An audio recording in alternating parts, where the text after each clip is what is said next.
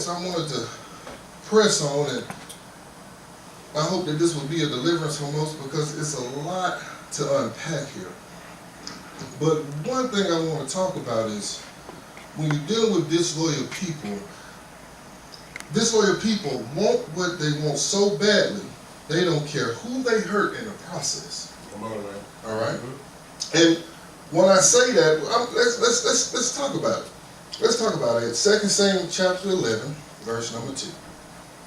And it came to pass in the evening tide that David arose off his bed and walked upon the roof of the king's house. And from the roof he saw a woman washing herself. And the woman was very beautiful to look upon. And David sent and inquired after the woman, and one said, Is not this Bathsheba, the daughter of Elam, the wife of Uriah the Hittite? Now,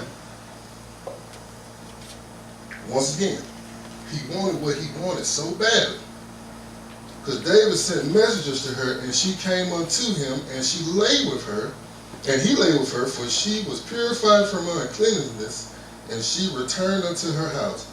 And the woman conceived and told David, I am with child. Now, let's have a look at this. Have in mind, we're in the Old Testament. David is the king. He united Judah and Israel. So by Mosaic law, when he fetched for Uriah to come home, now Uriah understands the will of his master, the king. He's going back.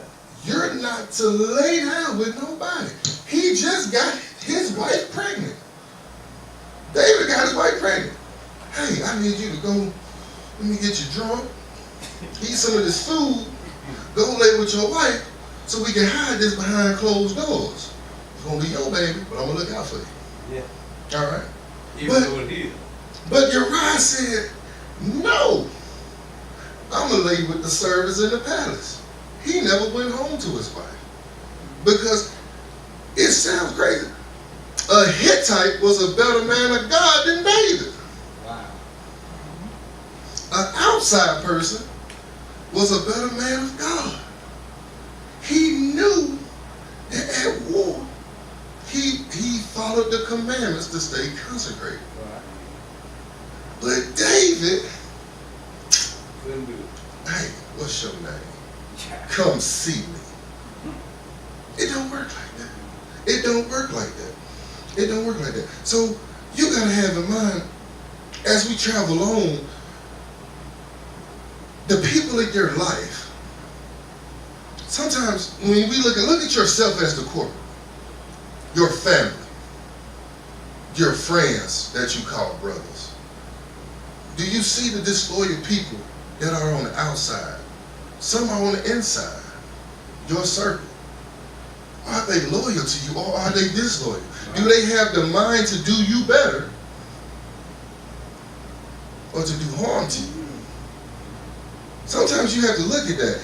Even at my own job, you can see the people that are, you can consider family, and you consider the work relationships. Right. You know not to confide in them, because whatever you tell them, it's going to be Fox 6 News the next day.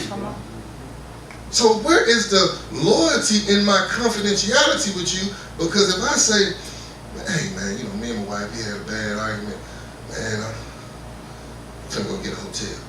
Big John, what you doing in the hotel? Yeah. Which way you going? And only 2 hours that went by. Yeah. That's just an example. Right. It's not true. All right. But keep that in mind. Right. Now 3, and this one I'm going to get to the heart of. Disloyal people are not willing to give everything for a cause that's vital to you. Now, Uriah was one of the top brass. Let's say he was a captain in the army, special forces, SEAL Team 6. Everything he did for David. From the beginning to his demise, he did everything for David. I will die for you because that is my charge. I will go into the heat of battle for your greatness, because I will not get anything in return. And did you ever think to realize David gave Uriah, after he refused to lay with his wife, a letter? He was so faithful, he never read his death note. He sent the letter to Joab on the field to say, hey, put Uriah in the thick of the battle and retreat so that he should die. Now, if he would have read this letter, he would have known, hey man, David trying to kill me. Yeah. My own king, my best friend, the man I love, who I give my life for. But for so much loyalty that he had in his heart, he walked with this letter all the way to Joab, gave it to Joab. Joab read it and threw it in the fire. And what made it so bad,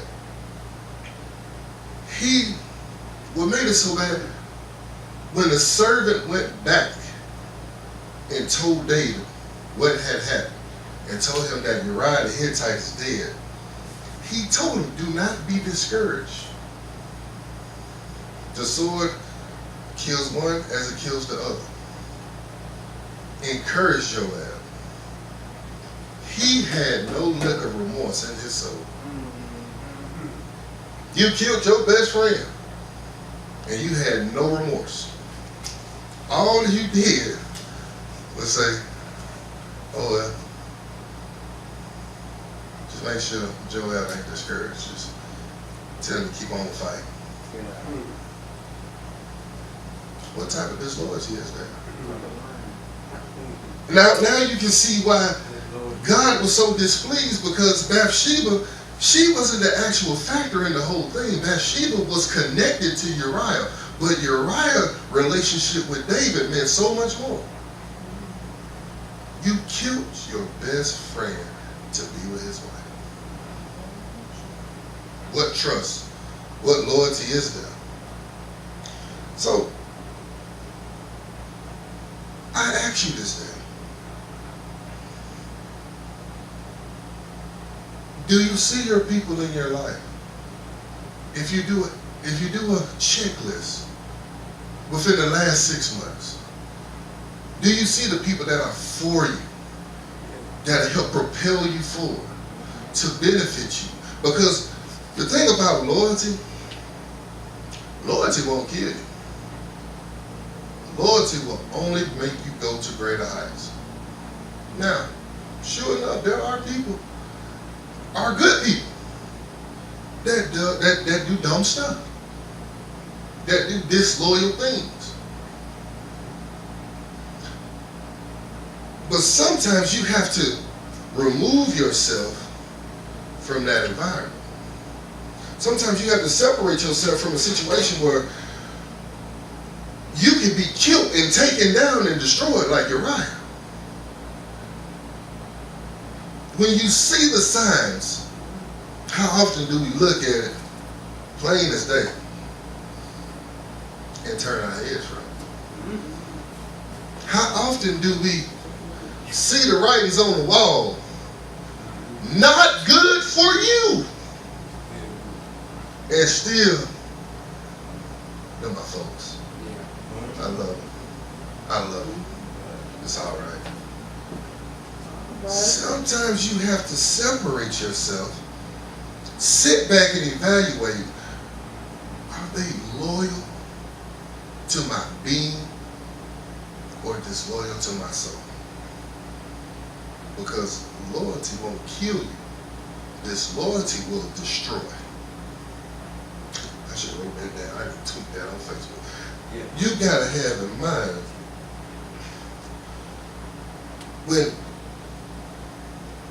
when Uriah came home, he came home to tell the king all the good things they've done in battle.